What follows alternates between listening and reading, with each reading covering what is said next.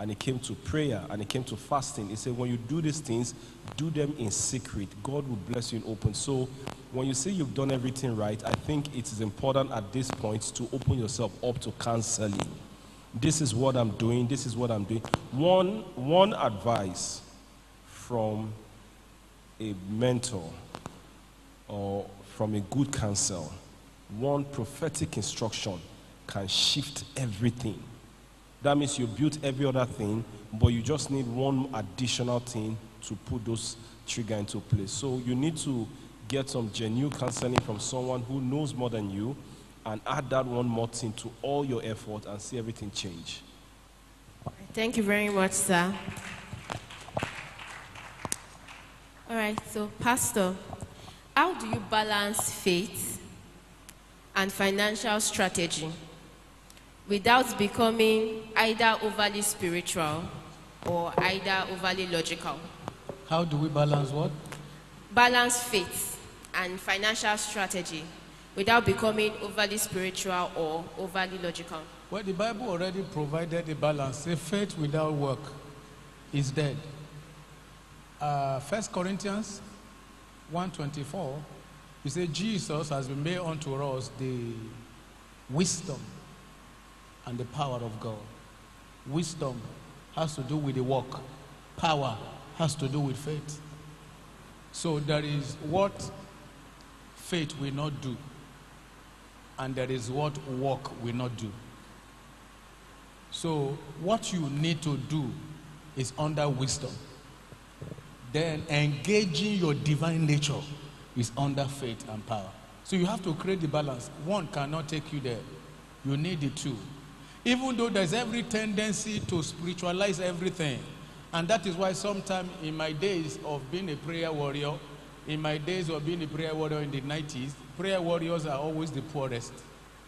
Because they spend all their life praying, and they are not working. And because they are not working, their life is not working. So you have to create a balance. There's a role of faith. And the proof that you even have faith is that you are working at what you believe in. Thank you. This is another round of applause. All right. So, Michael, how can young people avoid the trap of quick money schemes while still pursuing financial growth aggressively? I think to answer that question is knowledge, right? Knowledge is how you avoid quick money schemes. The more you know, the more you are able to guard and put guardrails in your life against certain things that look like shiny objects, right? So as much as you can, ensure that you are seeking the right counsel, and you are actually seeking the right counsel with an open heart, right? Because sometimes you seek counsel just to fulfill all righteousness that, oh, I've asked somebody, yeah, everything is going to be fine. But when you have made up your mind before you even go and seek counsel, then there's a problem. So ensure that you are going to seek counsel with an open mind. If the counsel you trust says, oh, guy, I think you should chill out on this, I think you should actually pedal on this and do this instead, then you take that counsel from that person. So to just answer that question in one word is seek counsel, seek knowledge. Thank you. All right, so you can clap if you want to. All right, so Pastor B, you spoke about mentorship. So how do I approach mentorship if I feel underqualified or too inexperienced to deserve that kind of relationship with the mentor I want? I think Mike should answer this question.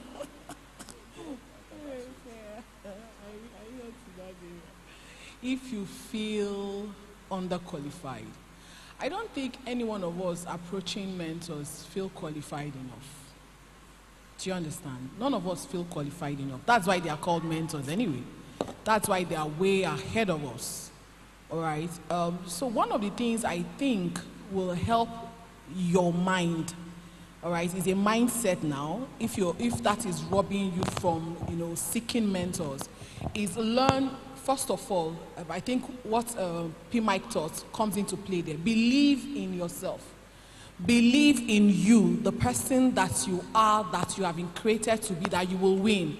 Because if you approach a mentor with that mindset, it will also somehow, you will mismanage that relationship. So you need to first work on yourself, on your mind. That means you need now to read books. You need to become aware. I think all of the teachings are interwoven. Become aware. So your awareness, the reason why we need mentors, so if you look at the story, let me give us a story now that we can easily relate to it, is that of Naomi and Ruth. Do you understand? Naomi was way ahead of Ruth. Naomi, of course, married, had children. Yes, she's gone through some issues in her life, but she was way ahead. So when she even, pay attention, when she even told Ruth to go back, that as a mentor, she didn't think she had anything to offer to Ruth. Ruth insisted that she would follow. So for you to seek out a mentor means that there are some things in that mentor's life that you know or you have seen will be an addition, a plus to your life. So you are not seeking out that mentor for your, for your selfishness. You are seeking to serve. You are seeking to learn. You are seeking, to add value. You are not going with the neediness mentality. That's one of the things also. So you are thinking that, I'm too small. But you're also going with a neediness mentality that shuts the door and puts off the mentor.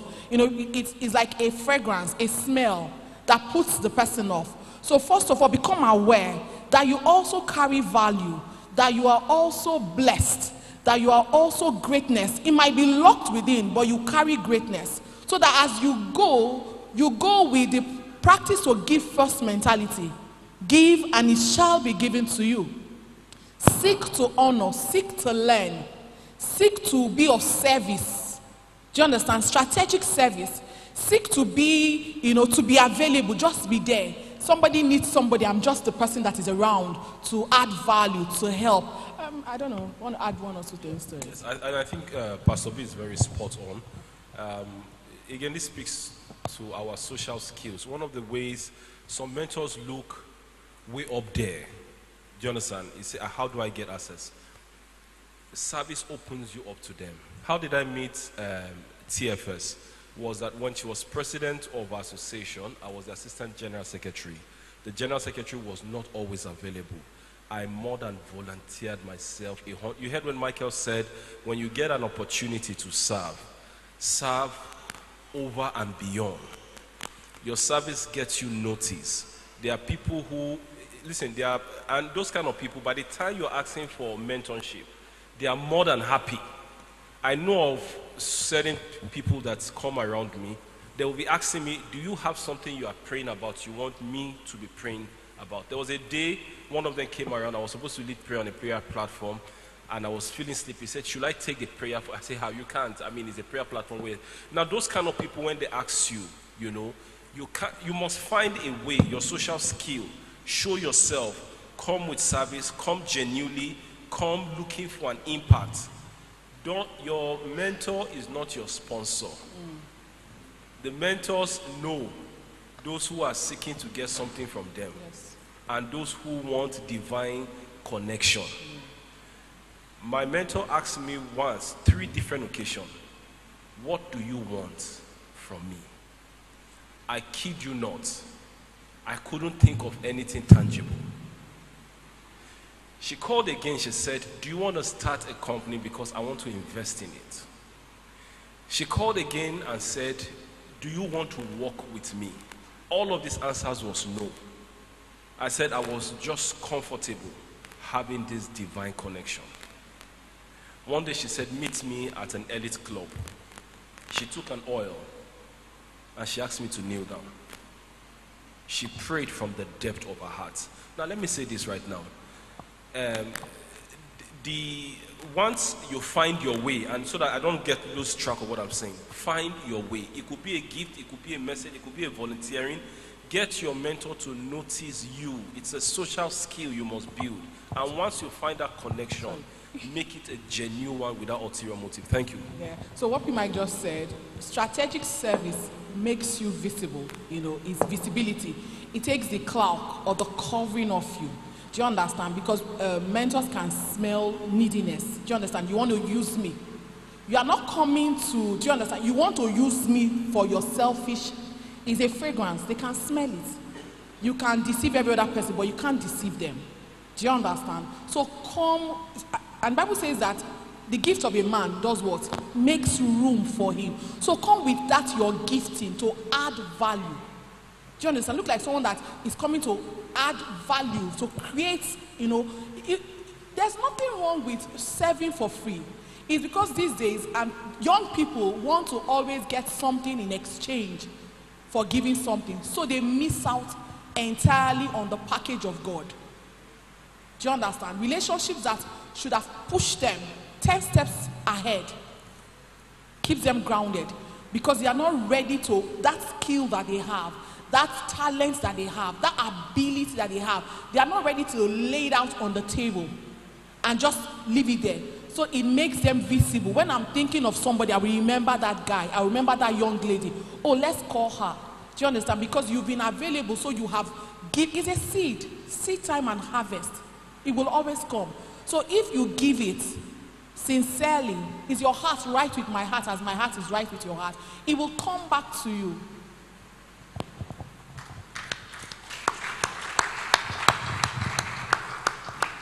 All right, so this next question is for you. Can my foundation affect my financial independence? Yes. Give us solutions. Your foundation can affect your tomorrow 1,000%.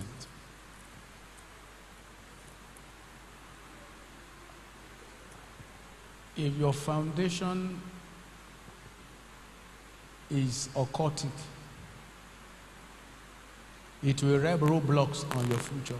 So you have to be born again and use the knowledge of your salvation to deal with it. Listen to me. You can be born again and your negative foundation is still tormenting your life. So you must understand that and say, no, whosoever is in Christ is a new creature. All things are passed away. And based on this truth, I break free. Another side to, if you have a poverty, if you are coming from a poverty-stricken foundation like I did, you now need to, you can be born again and be poorer than your father. So you need to, because you can come from a family that is so poor that poverty becomes your first, second, third, seventh, 10th identity. So you can be sleeping on the church altar. The pastor can lay his head on your head, lay his leg on your leg, lay his stomach on your stomach, and you still be wretchedly, mesmerizingly poor. So you need to renew your mind again and again and again and again. You need to renew your mind. Now I am Abraham's seed. If Abraham was not poor, Isaac was not poor, Jacob was not poor, I shouldn't be poor. It's not one hearing. You need to hear and hear and hear and hear and hear and hear and hear until, listen. Oh, we've had wonderful speakers this afternoon. Phenomenal speakers, international speakers, global speakers. But what you hear is a function of your mindset. We've all been spoken to by the same speakers, but we didn't hear the same thing. It is your knowledge level, your mindset that will determine what you heard. Some people, from what was spoken, some people may have gotten 100%, and yet now they are burning. Some people may have heard 50%. Some people may have heard 10%. Some people may have been more confused now than when they came. Because they were on this other side, and the message is trying to take it on this other side, and then they are fighting it. In a bit of fighting, they are going deeper to where they are coming from. So your foundation can affect you 1,000%. Thank you, sir. Pastor Mike, this question is for you. How do we manage black tax while trying to attain financial independence. Black tax. Okay. Very interesting because tax are getting increasingly very demanding on every one of us. The first thing is to cure this with knowledge. We can never learn enough. Constantly, as your asset is growing, you also want to find the tax efficient ways. One of these days, I'll speak to every one of you here about trust. As you go on in life, there is really no reason why anything should be in your name anymore. And when you do this, it is usually for tax efficiency and to protect yourself. Now, God forbid, everything that has your name now is open to present and future creditors. There's what they call FIFE order in court. If somebody is owing money and the person cannot pay back and the court gives a FIFE order, that means everything that is in your name, every account using the BVN, every property, whether car, whether anything that is associated with you, can be taken over to satisfy that indebtedness.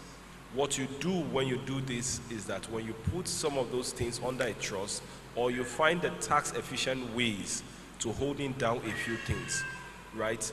It saves you the burden of tax. And some people are not even aware that some of the tax you are paying right now will start getting to 25%. Capital gain tax, if you own a business, is very significant. You need to file your tax returns. If you own a small company, if you own a limited liability company, remember you will file your tax every year. Not filing tax is punishable, so you don't want to get on that wrong side. What do? Number one, get a tax consultant.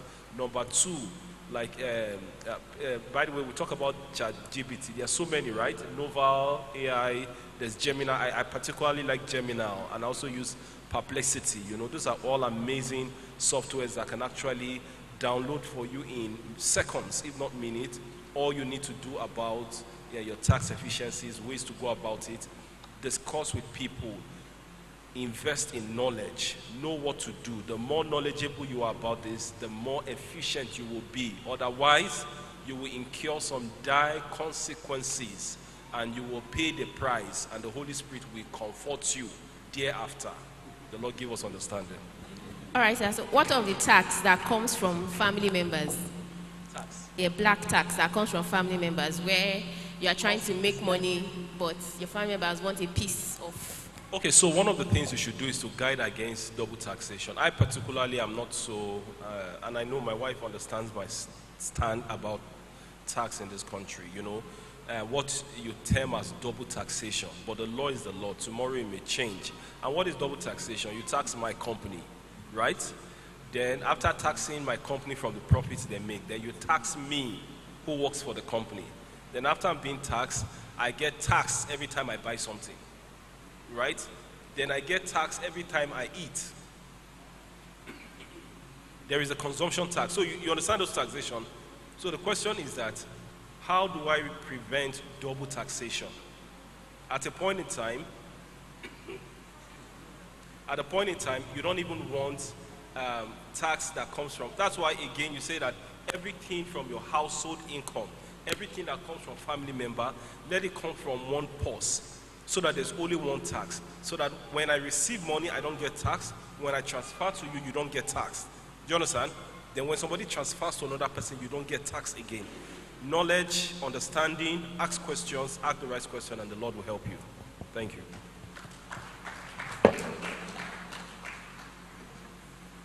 Right. Pastor, I think you would answer this question perfectly. So this question is from a married woman. She says, as a married woman, I had a business before getting married. I want to upgrade my skill, but my husband has refused. Please, how do I manage it without causing a quarrel? Because I really want to upgrade my skill.